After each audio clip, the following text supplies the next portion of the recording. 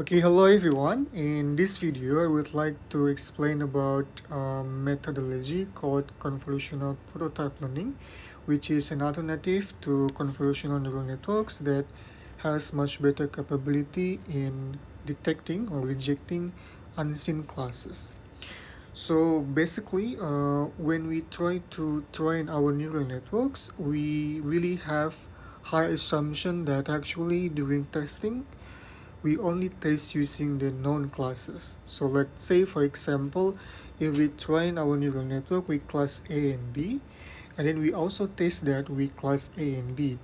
But actually, when we try to deploy that into real-world applications, it is highly likely that another class could also appear during the model's lifetime. So for example, it could be class C or D or E, which is not has been trained in the neural network.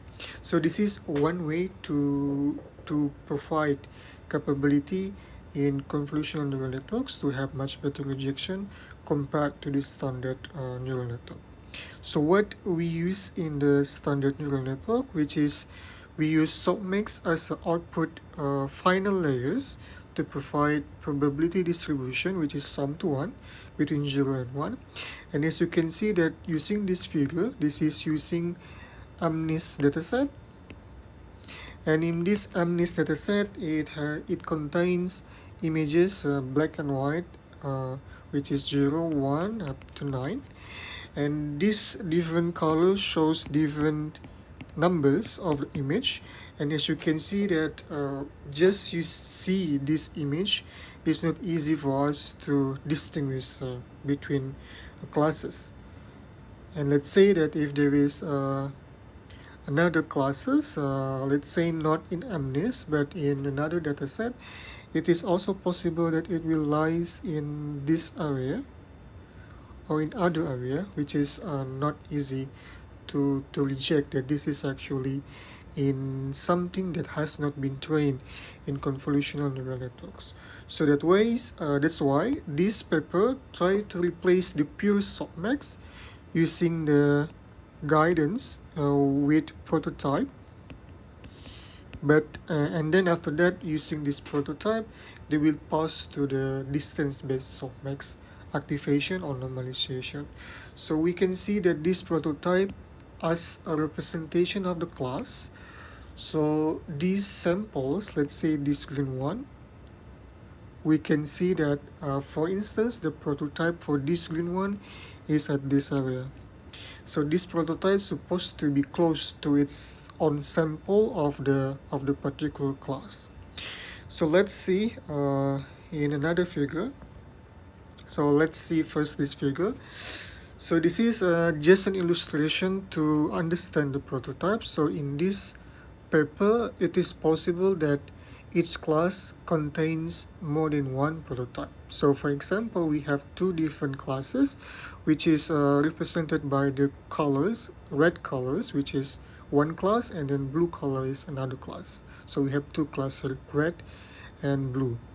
And then as you can see, the circle is represent the samples or the data set of the training set. And then the star symbol is the prototype. So we can see, I will put it here, that this is a prototype and this is a data point. Okay, so from this figure we can see that one classes is represented with two prototypes, as well as for the blue colors and also red colors. So for instance, if there is a new samples, let's say this one.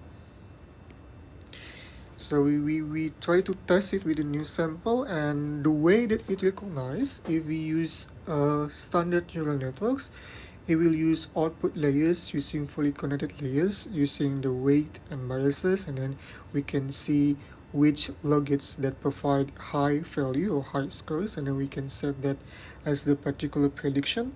But in the prototype, we calculate the distance. This distance could be let's say L1 norm or using L2 norm or Euclidean distance.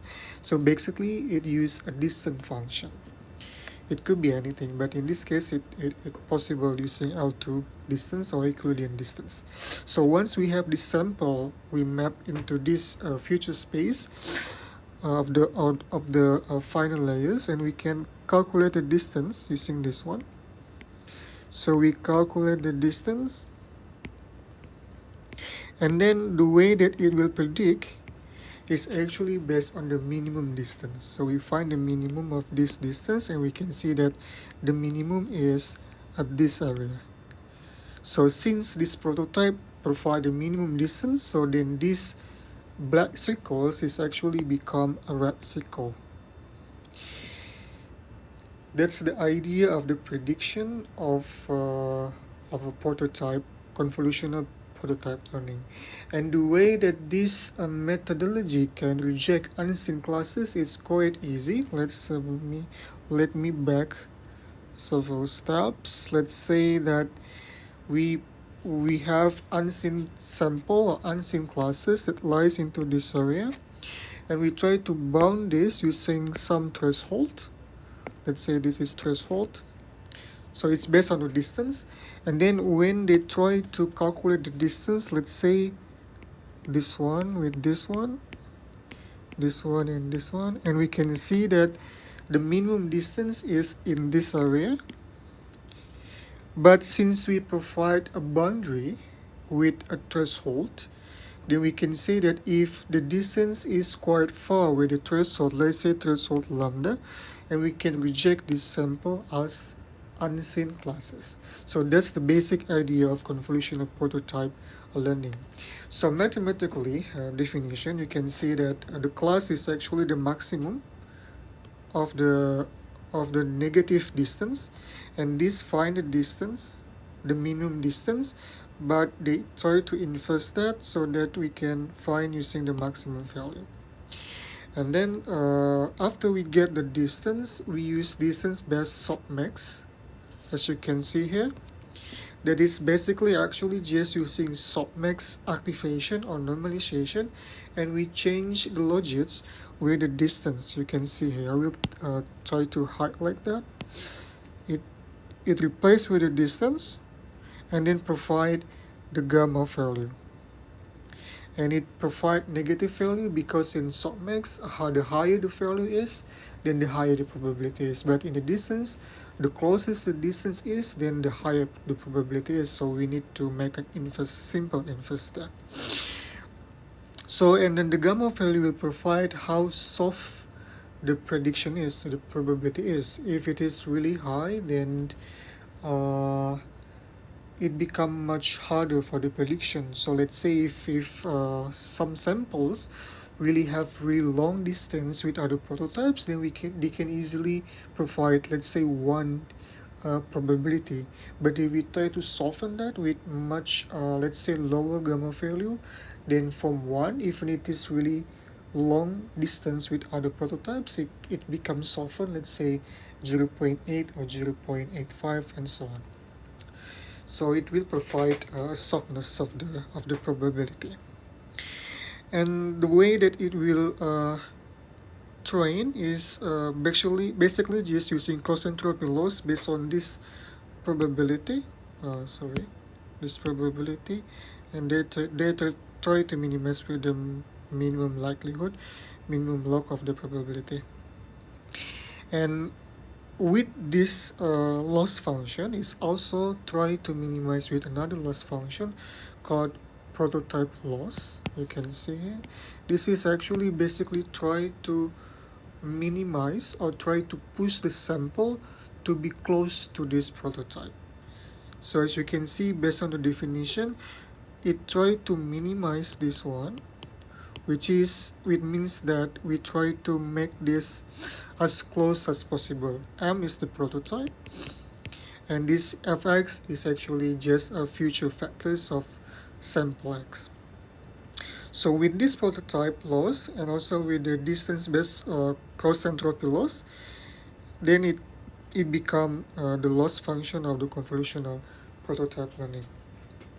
So let's see how this happens, and let's look at this one.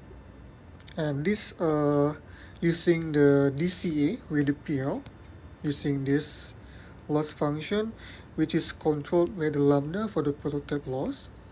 And as you can see that if the lambda is quite high, it can provide compact compact representation. And if it is, let's say, much lower, and it becomes much not really compact. And for the CPL, it is without prototype loss. As you can see, it's quite similar with the softmax, but with much better uh, separation between classes. Okay, and for the accuracy itself, if we compare with the softmax, standard softmax, both CPL and GZPL, which is using prototype loss, it provides a higher result compared to the standard softmax. And for the rejection performance, you can see that this is acceptance rate and this is rejection rate. So the acceptance rate is how well that the accuracy can accept the data set. If it is MNIST, then it takes MNIST accuracy, and the rejection rate is actually how well that it can provide accuracy in another data set. So in this case, they use MNIST for the known classes and Silvertine as unknown classes. And using softmax, it's not quite well. If we try to focus on the MNIST accuracy, it's not good in terms of the rejection for the Silvertine. But if it is, let's say, we give much more tolerable with the acceptance rate, it can provide higher accuracy with rejection of the Silvertine. But in GZPL, it's different story, especially with the distance. You can see that both acceptance rate and also rejection rate can provide quite good performance. So both probability and distance, as you can see here, it's almost 99%. And in the experimentation of the class incremental learning, so as you can see that this is MNIST classes 1 to 9, and this is one, I will highlight this one. This is the unseen classes from the Silvertine. This is just one class. This is Silver 3. This also happened. This is Silver 6, just one class. This also one class. This also one class. So as you can see, it's quite separable between known classes and also unknown classes. And hence, using this way, it's quite easy to make a new class using this GZBL. So basically, just try to get the mean of this new sample or new classes, and then we make this mean as a prototype. So that's why the result of this performance in incremental learning is quite good, because it's good in separability between known classes and one unknown classes. But we need to note that this becomes problematic if we try to account much more classes. I mean unseen classes. So if it is, let's say, 2 or 3 classes, then the performance will be dropped. I believe it will be dropped dramatically, because you can see that in this thing, Silver 3 and Silver 7, it lies in the quite same region. So if we try to take this as 2 classes, then it will be overlap between this class and between this class and this class, and it will drop the performance in terms of the accuracy of the new classes. That's the thing. And then in terms of this one, this is try to experiment with different prototypes, number of prototypes, and as you can see that it is 1 prototype per class. This is 2 prototype per class, 3 prototype per class, and so on. And we can see from the result it's not that significant. If we try to increase the prototype per classes, it's not provide higher accuracy compared to just using 1 prototype. So in this case, I think it needs more analysis how we can construct more than one prototype for one sample. I'm sorry, for the one classes. I think it possible that it needs a more type of learning or different type of learning.